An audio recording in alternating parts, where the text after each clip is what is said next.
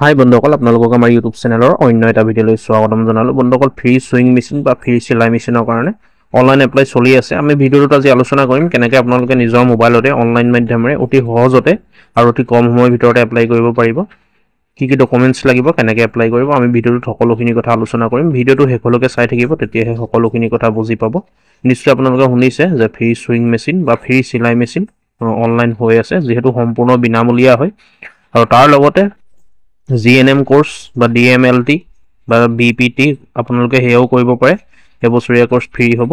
Coaching for entrance exam UPSC APSCৰো এণ্ট্ৰেন্সৰ কাৰণে আপোনালোকে এণ্ট্ৰেন্স কোচিঙৰ কাৰণে ফ্ৰী সম্পূৰ্ণ বিনামূলীয়া কোচিং হ'ব। এণ্ট্ৰেন্স এক্সামৰ কাৰণে UPSC আৰু APSC আপোনালোকে তাৰ কাৰণেও এপ্লাই কৰিব পাৰে। মই আজি ভিডিঅ'টোত আপোনালোকক দেখাই দিম আপোনালোকে কেনেকৈ ডিষ্ট্ৰিবিউশ্যন অফ ফেশ্বন ডিজাইন মেচিনৰ কাৰণে আপোনালোকে এপ্লাই কৰিব। ইয়াৰ কাৰণে বন্ধুসকল আপোনালোকে ক্ৰমত গৈ বা গুগলত গৈ চাৰ্চ কৰিব নালাগে। আমাৰ ভিডিঅ' ডিছক্ৰিপশ্যন ভিজিট কৰিব, তাতে লিংক থাকিব। আপোনালোকে ক্ৰমত গৈ বা গুগলত গৈ চাৰ্চ কৰিবলৈ হ'লে এটা দীঘলীয়া প্ৰচেছ হৈ যাব। আপোনালোকে আমাৰ ভিডিঅ' ডিছক্ৰিপশ্যন ভিজিট কৰিব, তাত লিংক দিয়া থাকিব। ক্লিক কৰি দিয়াৰ লগে লগে এনেকৈ হোম পেজখন মুকলি হ'ব। ইয়াত দেখিছে আপোনালোকে Assam minorities development board, RGB road, Ganeshguri, near Sinha lodge, Guwahati 781006। ইয়াত চাওক আপোনালোকে, ইয়াত কোৰ্চ বা আইটেম ইনফৰমেশ্যন ইয়াত দিয়া আছে। মই যিহেতু প্ৰথমতে কৈছিলোঁ, ইয়াত আপোনালোকে যিটো কৰিব বিচাৰে সেইটোতে আপোনালোকে চিলেক্ট কৰি ল'ব। যেনেকৈ মই ডিষ্ট্ৰিবিউশ্যন অফ ফেশ্বন ডিজাইন মেচিনৰ কাৰণে এতিয়া এপ্লাই কৰিম। এপ্লাই কৰিবলৈ হ'লে ইয়াৰ এই বক্সটোত আপোনালোকে ক্লিক কৰিব। ক্লিক কৰাৰ পিছত ইয়াত যোনটো চইচ হয় আপোনালোকে সেইটো চইচ কৰি ল'ব। GNM DMLT BPT coaching for entrance exam UPSC APSC আপোনালোকে distribution of fashion design machine এই 5টা অপশ্যন আছে। আপোনালোকে যিটোৱে বিচাৰে সেইটোতে কৰিব পাৰে। আপোনালোকে তাতে ক্লিক কৰি দিব। মই যিহেতু মেচিনৰ কাৰণে এপ্লাই কৰিম, distribution of fashion design machine যিটো লাষ্টৰ অপশ্যন আছে তাতে ক্লিক কৰিলোঁ। ক্লিক কৰাৰ পিছত ইয়াত আপোনালোকে কি কৰিব চাওক, মই আপোনালোকক কৈ যাম, আপোনালোকে কৰিব নিজে। মই আপোনালোকক কৰাখিনি দেখুৱাই নিদিওঁ, প্ৰাইভেচিৰ কাৰণে সেইটো। ইয়াত চাওক আপোনালোকে কেণ্ডিডেট নেম, আপোনালোকে যিজনৰ নামত এপ্লাই কৰে ইয়াত আপোনালোকে কেণ্ডিডেট নেমটো ফিল কৰিব। ইয়াত ক্লিক কৰিব। ক্লিক কৰি পেলাই ইয়াত এনেকৈ টাইপ কৰিব, যাৰ নামেই হওক আপোনালোকে লিখিব, যাৰ নামত আপোনালোকে বিচাৰে। ইয়াত কেণ্ডিডেট নেমটো লিখিব। লিখাৰ পিছত আহি গ'ল ফাদাৰ্ছ নেম। আৰু এটা কথা মন কৰিব বন্ধুসকল, মই আৰু এটা কথা কৈলোঁ, এনেকৈ যদি অসুবিধা পায় আপোনালোকে ডেস্কটপ ছাইড কৰি ল'ব, তেতিয়া সুবিধা পাব আপোনালোকে। ইয়াত ডেস্কটপ ছাইড কৰিবলৈ হ'লে ছাইডৰ 3 ডটত ক্লিক কৰিব। ক্লিক কৰাৰ পিছত ইয়াত ডেস্কটপ ছাইড যিটো অপশ্যন আছে তাত ক্লিক কৰি দিব। ক্লিক কৰি দিয়াৰ লগে লগে দেখিছে আপোনালোকে সম্পূৰ্ণ ফৰ্মখন ধুনীয়াকৈ আহি গৈছে। ইয়াত আপোনালোকে ডেস্কটপ ছাইডত সুবিধা পাব। মই যিহেতু ডেস্কটপ ছাইডতে কৰিছিলোঁ, এনেকৈ চাওক এনেকৈ আহি যাব, একেই হ'ব। ইয়াত আপোনালোকে ছুইং মেচিনটো ক্লিক কৰিব বা আপোনালোকে যিটো কৰিব বিচাৰে। ইয়াত কেণ্ডিডেট নেমটো ইয়াত ফিল কৰিব। ইয়াত কেণ্ডিডেট নেমটো ফিল কৰিব কি হয়। ইয়াৰ পিছত ছেকেণ্ড আহি গ'ল ফাদাৰ্ছ গাৰ্জেন নেম। আপোনালোকে ফাদাৰ্ছ নেমটো ইয়াত টাইপ কৰিব ছেকেণ্ড ঘৰটোত। তাৰপিছত মোবাইল নম্বৰ দিব, এনেকুৱা এটা মোবাইল নম্বৰ দিব যিটোত ৰিচাৰ্জ থাকে, যাতে ইনকামিং নাই বুলি নকয়, SMS যাতে যাব পাৰে, কাৰণ ইয়াত SMS প্ৰয়োজন হ'ব। ইয়াৰ পিছত আহি গ'ল চিলেক্ট। ইয়াত আপোনালোকে ছেক্স, আপোনালোকে এইটো যিটো হয় মেল ফিমেল এইটো চিলেক্ট কৰিব। ইয়াত এনেকৈ মেল ফিমেল এইটো চিলেক্ট কৰিব। আৰু আহি গ'ল ভিলেজ টাউন, আপোনালোকৰ যিটো টাউন বা ভিলেজ হয় ইয়াত আপোনালোকে বক্সটোত টাইপ কৰি আপোনালোকৰ গাঁওখনৰ নাম বা টাউনৰ নাম দিব। ইয়াৰ পিছত পোষ্ট অফিচৰ নাম দিব, ইয়াত পোষ্ট অফিচ যিটো পৰে সেইটো ইয়াত নাম দিব।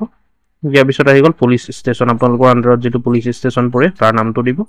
চিলেক্ট ষ্টেট, ইয়াত আছামটো চিলেক্ট কৰিব লাগিব, যিটো অকল আছামটোৱে থাকিব, অসমৰ কাৰণেই হয়। ইয়াত আছামটো চিলেক্ট কৰিব। চিলেক্ট কৰাৰ লগে লগে ছাইডত ডিষ্ট্ৰিক্টখিনি আহি যাব। আপোনালোকে ইয়াত ডিষ্ট্ৰিক্টটো চিলেক্ট কৰিব। আৰু ডিষ্ট্ৰিক্ট এটা চিলেক্ট কৰাৰ লগে লগে মই যদি ধৰক যোৰহাটটোকে কৰিলোঁ, চিলেক্ট কৰাৰ লগে লগে ইয়াত ব্লকটো আহি যাব। ইয়াত কোনটো ব্লক হয় আপোনালোকৰ ব্লকটো চিলেক্ট কৰিব। হ'ল ব্লকটো চিলেক্ট কৰাৰ পিছত ইয়াত পিনক'ডটো আপোনালোকে টাইপ কৰিব। ইয়াত যিটো পিনক'ড হয় টাইপ কৰিব। তাৰপিছত ডেট অফ বাৰ্থটো ইয়াত চিলেক্ট কৰিব। ডেট অফ বাৰ্থটো আপোনালোকে অকণ সাৱধানেৰে টাইপ কৰিব। ইয়াত চাওক আপোনালোকে এনেকৈ পাছলৈ মাৰি মাৰি যিটো হয় এনেকৈ আপোনালোকে ইয়াত এইটো মিলাই ল'ব। ডেট অফ বাৰ্থটো দিব, ইয়াত ছেট অপশ্যনটোত ছেট কৰিব, ছেট হৈ যাব। এইটো ডেট অফ বাৰ্থ নহয়, মই এক্সাম্পলটো দেখাইছোঁ দেই। আপোনালোকে যিটো ডেট অফ বাৰ্থ হয় সেইটো দিব, এনেকৈ ইয়াত ক্লিক কৰি এইটো গম পালে। ইয়াৰ পিছত আপোনালোকৰ যিটো আধাৰ নম্বৰ, যাৰ নামত এপ্লাই কৰিছে তাৰ আধাৰ নম্বৰটো ইয়াত ফিল কৰিব। এইখিনিলৈকে হৈ গ'ল। এতিয়া আহি গ'ল কোৱালিফিকেশ্যন ইনফৰমেশ্যন। চাওক আপোনালোকে পিছত আহি গ'ল কোৱালিফিকেশ্যন ইনফৰমেশ্যন, যিটো হাই কোৱালিফিকেশ্যন সেইটো দিব। যদি 8 পাছ কৰিছিলে তেতিয়া 5 পাছ দিব। 5 পাছ যিটো অপশ্যন আছে তাত ক্লিক কৰিব। মানে মেট্ৰিক পাছ নকৰাসকলে 5 পাছটোকে আপোনালোকে ইয়াত ক্লিক কৰিব। এনেকৈ 5 পাছকে দিব যিসকলে মেট্ৰিক পাছ কৰা নাই বা মেট্ৰিক পাছ কৰা নাই। HSLC যি পাছ কৰিছে HSLC দিব। যদি হাই ছেকেণ্ডেৰী পাছ কৰিছে হাই ছেকেণ্ডেৰী SSLC সেই অপশ্যনটোত ক্লিক কৰিব। যদি গ্ৰেজুৱেশ্যন কমপ্লিট কৰিছে গ্ৰেজুৱেশ্যন অপশ্যনটোত ক্লিক কৰিব।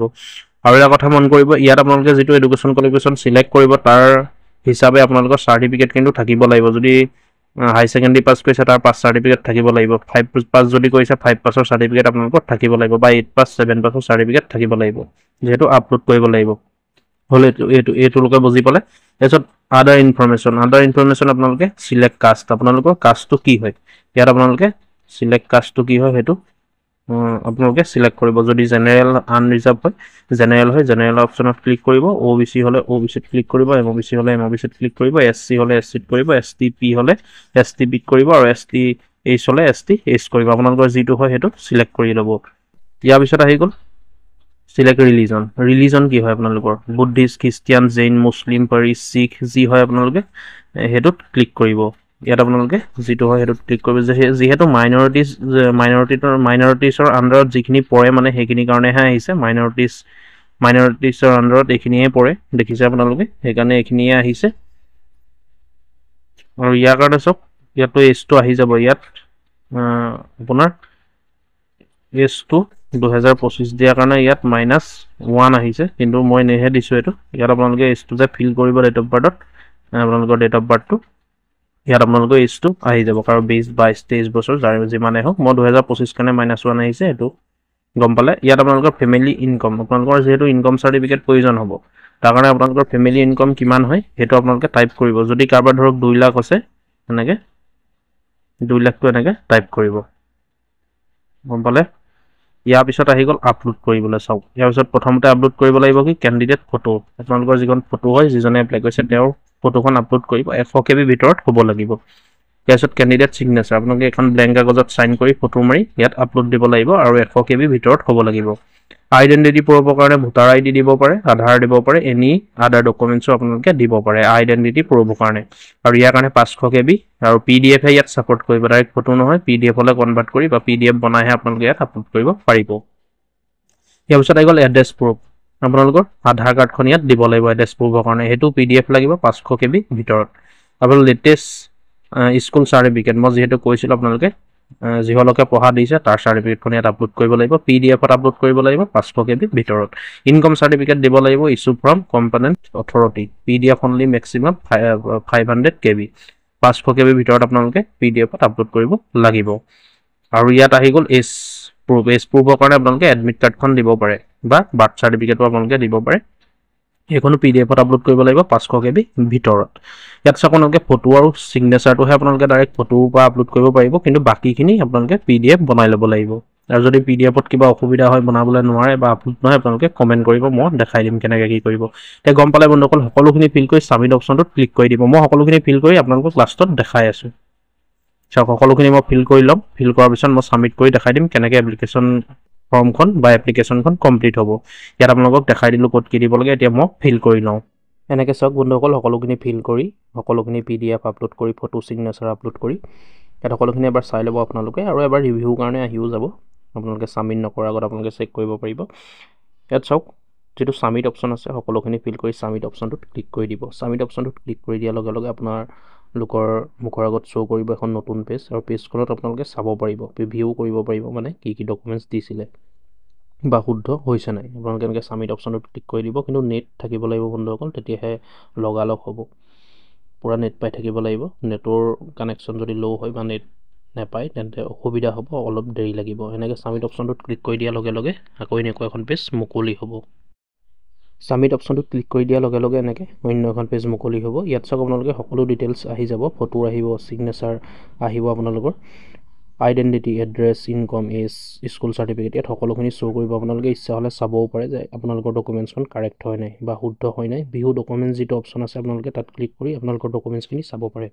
ইয়াৰ পিছত চাওক এটা OTP যাব আপোনালোকৰ মোবাইল নম্বৰত, যেতিয়া ছাবমিট অপশ্যনটোত ক্লিক কৰি দিব, ক্লিক কৰি দিয়াৰ পিছত এই পেজখন যেতিয়া মুকলি হ'ব, তেতিয়া লগালগ এটা OTP যাব, 6 ডিজিটৰ এটা OTP যাব। সেই OTPটো বক্স ফিল কৰিব লাগিব। ইয়াত এনেকৈ ভিউ ডকুমেণ্টছত যদি আপোনালোকে ক্লিক কৰি দিয়ে, আপোনালোকৰ ডকুমেণ্টছখন চাব পাৰিব। ইয়াত চাওক আপোনালোকে OTPটো 6 ডিজিটৰ যাব, আৰু এইটো যিটো বক্স দেখিছে আপোনালোকে এণ্টাৰ 6 ডিজিট OTP, সেই ঘৰটোত 6 ডিজিটৰ OTP-টো ফিল কৰিব লাগিব। ফিল কৰি দিয়াৰ লগে লগে ভেৰিফাই অপশ্যনটোত ক্লিক কৰি দিয়াৰ লগে লগে আপোনালোকৰ এপ্লাই হৈ যাব। ইয়াত আপোনালোকে এনেকৈ ফিল কৰি দিব। মই ফিল কৰি আপোনালোকক দেখাই দিছোঁ মোৰ OTP-টো আহি গ'ল। যদি আপোনালোকৰ OTP-টো নাহে তেতিয়া ৰিচেণ্ট OTP যিটো অপশ্যন আছে তাত ক্লিক কৰিব, আকৌ আপোনালোকৰ OTP-টো আহি যাব যিটো মোবাইল নম্বৰ আপোনালোকে দিছিলে। চাওক বন্ধুসকল, ইয়াত OTP-টো ফিল কৰি দিলোঁ 546812। মোৰ যিহেতু OTP-টো আহিলে, এনেকৈ OTP-টো ফিল কৰি দিয়াৰ পিছত ভেৰিফাই যিটো অপশ্যন আছে ভেৰিফাই অপশ্যনটোত আপোনালোকে ক্লিক কৰি দিব। ভেৰিফাই অপশ্যনটোত ক্লিক কৰি দিয়াৰ লগে লগে আপোনালোকৰ এপ্লাই হৈ যাব। ইয়াত আপোনালোকে একনলেজমেণ্ট ৰিচিপ্টটো পাব আৰু PDF-ত লগালগ আপোনালোকে ডাউনলোড কৰি ল'ব পাৰিব। এনেকৈ আপোনালোকে ভেৰিফাই অপশ্যনটোত ক্লিক কৰি দিব। ইয়াত দেখিছে OTP ভেৰিফাইড ছাকচেছফুলি আহি গৈছে। অ'কে অপশ্যনটোত ক্লিক কৰি দিব। ক্লিক কৰি দিয়াৰ লগে লগে এইখন চাওক ফৰ্ম আপোনালোকক দেখাই দিছোঁ। এইখন চাওক ফৰ্ম আহি গৈছে ধুনীয়াকৈ। এনেকৈ আপোনালোকৰ ফৰ্মখন আহি যাব।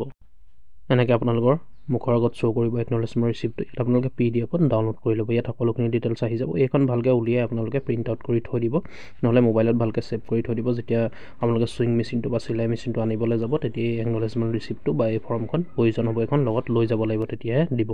গতিকে গম পালে বন্ধুসকল, এনেকৈ একনলেজমেণ্ট ৰিচিপ্টটো উলিয়াই আপোনালোকে ডাউনলোড কৰি থ'ব। গতিকে গম পালে নিশ্চয় বন্ধুসকল, আপোনালোকে ভিডিঅ'টো শ্বেয়াৰ কৰি দিব যাতে সকলোৱে গম পায়।